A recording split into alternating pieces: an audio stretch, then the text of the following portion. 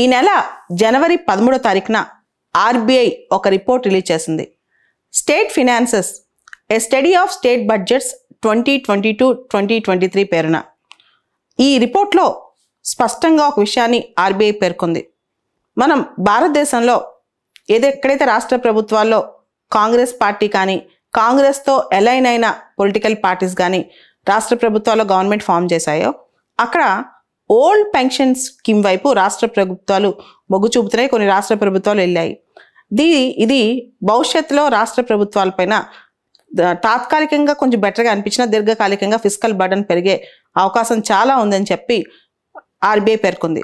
అదేవిధంగా గత సంవత్సరం ఎస్బీఐ కూడా ఎకో ర్యాప్ అనే పేరుతో రిపోర్ట్ రిలీజ్ చేసినప్పుడు ఓల్డ్ పెన్షన్ స్కీమ్ వల్ల దీర్ఘకాలికంగా చాలా నష్టాలు జరుగుతాయని కూడా చెప్పిందనమాట.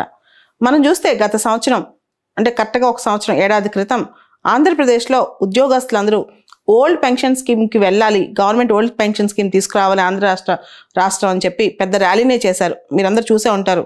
విజయవాడలో చాలా పెద్ద ర్యాలీ జరిగిందనమాట. సో ఏపీ గవర్నమెంట్ మధ్య మార్గంగా జీపీఎస్ అంటే గ్యారంటీడ్ పెన్షన్ స్కీమ్ అనే కాన్సెప్ట్ తెచ్చింది. అంటే అటు ఓల్డ్ పెన్షన్ స్కీమ్ కాకుండా ఇటు న్యూ పెన్షన్ స్కీమ్ కాకుండా గ్యారంటీడ్ పెన్షన్ స్కీమ్ అనే మాట తెచ్చిందనమాట. ఈ నేపథ్యంలో అసలు ఓల్డ్ పెన్షన్ స్కీమ్ అంటే ఏంటి, ఓల్డ్ పెన్షన్ స్కీమ్కి న్యూ పెన్షన్ స్కీమ్కి తేడా ఏంటి ఒకసారి చూద్దాం. 2004 సంవత్సరానికి ముందు భారతదేశంలో ఓల్డ్ పెన్షన్ స్కీమ్ ఉండేది, ఓపీఎస్ లేదా దీన్నే పిఏవైజీ అంటాం, పే యాజ్ యు గో అని. అసలు ఈ ఓల్డ్ పెన్షన్ స్కీమ్లో ఫీచర్స్ ఏంటో ఒకసారి చూద్దాం. అంటే 2004కు ముందు ఈ పెన్షన్ విధానం ఏంటో చూద్దాం.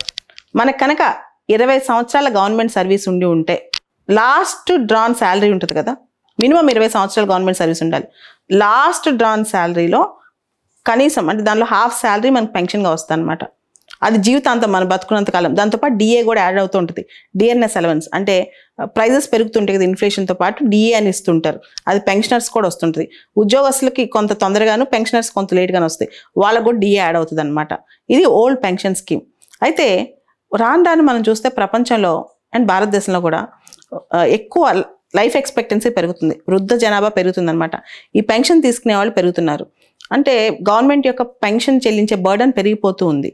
దాంతోపాటు ఇంకొకటి కూడా ట్యాక్స్ పేయర్స్ మనీ తీసుకెళ్లి పెన్షనర్ చెల్లించడం ఎంతవరకు రైట్ అనే ఒక ఆర్గ్యుమెంట్.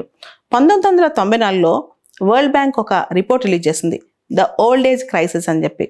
దాని ప్రకారం గవర్నమెంట్లో చేసి రిటైర్ అయిన వాళ్ళకి పెన్షన్లు భారీ మొత్తంలో, అదే గవర్నమెంట్లో చేయకుండా ఉండే వాళ్ళకి పెన్షన్ ఉండే కాదు. అప్పట్లో ఓన్లీ 10% వృద్ధులకు మాత్రమే పెన్షన్స్ వచ్చాయన్నమాట.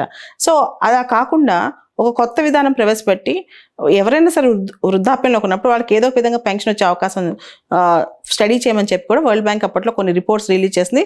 దాంతోపాటు కొన్ని సజెషన్స్ కూడా ఇచ్చింది. సో 2004లో అప్పట్లో ఉన్న ఎన్డీఏ ప్రభుత్వం ఈ ఎన్పిఎస్ అనే విధానాన్ని తీసుకొచ్చిందనమాట.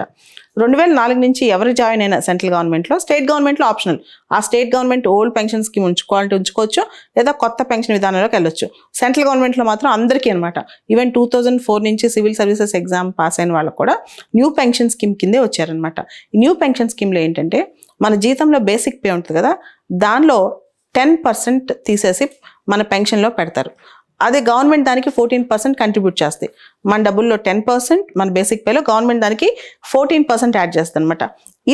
ఈ మొత్తం డబ్బులు PFRDA, pension fund regulatory development authority, ఈ పిఎఫ్ఆర్డిఏ దగ్గరికి వెళ్తాయి. వీళ్ళు దీన్ని equities, shares, government securities and private securities దీనిలో పెడతారు. ఇది మార్కెట్ ఆధారితంగా ఉంటుంది. అంటే పూర్తిగా ఒకటే దానిలో పెట్టేశారు. కొంత ఈక్విటీగాను, కొంత షేర్స్ రూపంలోను, కొంత డెట్స్ రూపంలో ఇలా పెడతారనమాట. దానివల్ల బ్యాలెన్స్ అవుతూ ఉంటుంది. అయితే న్యూ పెన్షన్ స్కీమ్ ఇంతవరకు ఎక్కడ క్లారిటీ లేదు. న్యూ పెన్షన్ స్కీమ్లో ఇప్పటివరకు డబ్బులు దాచిపెట్టిన వాళ్ళకి విత్డ్రాల్స్ కూడా సరిగ్గా ఇంకా అవ్వలేదన్నమాట. యాక్చువల్గా ఇది మార్కెట్ ఆధారితంగా ఉన్నప్పుడు మనకు ఖచ్చితంగా ఎంత % భవిష్యత్తులో అంటే మనం రిటైర్ అయిన తర్వాత మనకి ఎంత పెన్షన్ వచ్చింది అనేది ఇంకా చాలామంది క్లారిటీ లేదు. కొంతమంది అభిప్రాయం ప్రకారం మన లాస్ట్ డ్రాన్ శాలరీలో 20% వరకు వస్తానంటుంటారు. కానీ దాని వరకు ఇంతవరకు క్లారిటీ లేదనమాట. అయితే న్యూ పెన్షన్ విధానం చాలామందికి నచ్చదు. ఎందుకంటే ఓల్డ్ పెన్షన్ విధానంలో మనం రిటైర్ అయ్యాక కూర్చున్నా సరే సగం జీతం వస్తుంది. న్యూ పెన్షన్ విధానంలో మార్కెట్ ఆధారం ఒకటి, తర్వాత మన శాలరీలోనే 14% కట్ అవుతుంటుంది మన బేసిక్ శాలరీలోనే. దాంతో పాటు గవర్నమెంట్ ఓన్లీ 10% యాడ్ చేస్తుంది అనమాట. సో ఇది గవర్నమెంట్కి లాభం, సాలరీడ్ ఎంప్లాయీస్కి నష్టం అనమాట. చాలామంది గవర్నమెంట్ ఉద్యోగం అంటే సెక్యూర్డ్ ఉద్యోగం, బోల్డ్ ఎంత పెన్షన్ వచ్చింది అనుకుంటారు. కానీ న్యూ పెన్షన్ స్కీమ్ వచ్చిన తర్వాత చాలామంది నిరాశకు కూడా గురయ్యారనమాట. అయితే కొన్ని రాష్ట్ర ప్రభుత్వాలు ఎలక్షన్ మేనిఫెస్టోస్లో మేము ఓల్డ్ పెన్షన్ స్కీమే కంటిన్యూ చేస్తాం, ముఖ్యంగా కాంగ్రెస్ పార్టీ కానీ కాంగ్రెస్లో అలైడ్ ఉన్న పార్టీస్ వాళ్ళు కానీ ఏదైతే ఓల్డ్ పెన్షన్ స్కీమ్ ఉందో అదే మేము కంటిన్యూ చేస్తామని ప్రామిస్ చేస్తూ చెప్పడం వలన చాలామంది రాష్ట్ర ప్రభుత్వాల్లో ఉన్న కొన్ని రాష్ట్ర ప్రభుత్వాలలో దాన్ని ఆశగా పెట్టుకున్నారనమాట. అందుకే ఓల్డ్ పెన్షన్ స్కీమ్ అనేది ఫినాన్షియల్గా ప్రూడెంట్ కాదు, ముఖ్యంగా ఫినాన్షియల్ బర్డెన్ ఎక్కువ పెరుగుద్ది రాష్ట్ర ప్రభుత్వాలకని. మీరు చూస్తే రాష్ట్ర ప్రభుత్వానికి ₹1 ఎక్కడి నుంచి వస్తుంది అని ఆలోచిస్తే రూపాయి ఎక్కడ పోతుందంటే శాలరీస్తో పాటు పెన్షన్స్కి చాలా డబ్బులు పోతున్నాయి అన్నమాట. పంజాబ్లో ఆమ్ ఆద్మీ పార్టీ ప్రభుత్వంలోకి వచ్చిన తర్వాత ఛత్తీస్గఢ్, జార్ఖండ్, రాజస్థాన్ ఇవన్నీ కూడా ఓల్డ్ పెన్షన్ స్కీమ్ని రివైవ్ చేసేసాయి. ఇప్పుడు హిమాచల్ ప్రదేశ్ కూడా రివైవ్ చేస్తానంటోంది. దీంతోపాటు మనం ఆంధ్రప్రదేశ్ చూస్తే అటు ఓల్డ్ పెన్షన్ స్కీమ్ కాకుండా ఇటు న్యూ పెన్షన్ స్కీమ్ కాకుండా జీపీఎస్ గ్యారంటీడ్ పెన్షన్ స్కీమ్ అనే కాన్సెప్ట్ తీసుకొచ్చింది. అంటే మనం చూసాం ఇక్కడ కంట్రిబ్యూషన్ ఉంటుంది, ఎంప్లాయీ కంట్రిబ్యూషన్ ఉంటుంది, ఎంప్లాయర్ కంట్రిబ్యూషన్ ఉంటుంది. దీంతో పాటు న్యూ పెన్షన్ స్కీమ్లో ఎంత పెన్షన్ వస్తుందనేది గ్యారంటీ లేదని చెప్పాను కదా, అలా కాకుండా 33%కి తగ్గకుండా పెన్షన్ వచ్చిందని చెప్పి గ్యారంటీడ్ అంటే గ్యారంటీగా 33% అన్నట్టు చెప్పి ఆంధ్రప్రదేశ్ ప్రభుత్వం చెప్తుంది. దాన్నే జీపీఎస్ అంటాం. అయితే మనం ఇప్పుడు ఎస్బీఐ రిపోర్ట్ కానీ ఆర్బీఐ రిపోర్ట్ కానీ వీళ్ళందరూ చెప్తున్నారు ఈ రిపోర్ట్స్ అన్నింటిలో ఓల్డ్ పెన్షన్ స్కీమ్ అనేది రాష్ట్రాల పైన ఫినాన్షియల్ బర్డెన్ చాలా ఎక్కువ ఉంటుంది, ఫిజికల్గా అంత ప్రూడెంట్ వైబుల్ కాదు అని చెప్పి, లాంగ్ టర్మ్లో చాలా ఎఫెక్ట్ పడుద్ది అని చెప్పి దీన్ని కూడా రాష్ట్ర ప్రభుత్వాలు గమనిస్తూ ఉండాలి.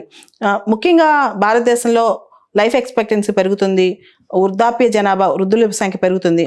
దీంతో ఇప్పుడు ఓల్డ్ పెన్షన్ స్కీమ్లోకి వెళ్తే రాష్ట్రాలు తమకు వచ్చే ఆదాయంలో చాలా వరకు పెన్షన్ చెల్లించాల్సిన ఆవశ్యకత ఉంటుంది భవిష్యత్తులో.